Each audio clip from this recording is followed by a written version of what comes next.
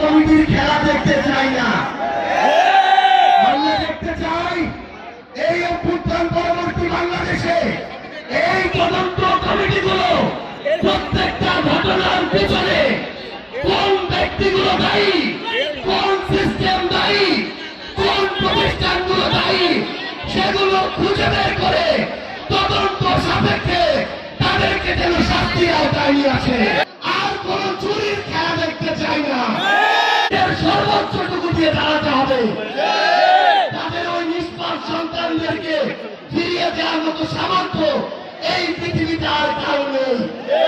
কিন্তু এই সরকারকে, এই দেশের বিচার বিভাগকে এই ঘটনার তদন্ত সাপেক্ষে সুষ্ঠু বিচার নিশ্চিত করতে হবে এবং সেই দায়িত্ব এই সরকারকে নিতে হবে। যে হৃদয় বিদারক ঘটনা ঘটেছে, আমরা নিষ্পাপ ছোট ছোট সন্তানদেরকে হারিয়েছি, ভাই বোনদেরকে হারিয়েছি।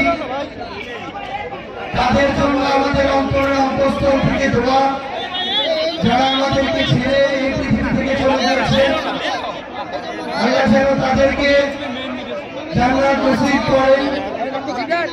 যারা এখন হাসপাতালে ওই দর্শন সরিয়ে নিয়ে ব্যথায় কাটাচ্ছেন, আল্লাহ যেন তাদেরকে দ্রুত সুস্থ করে দেন।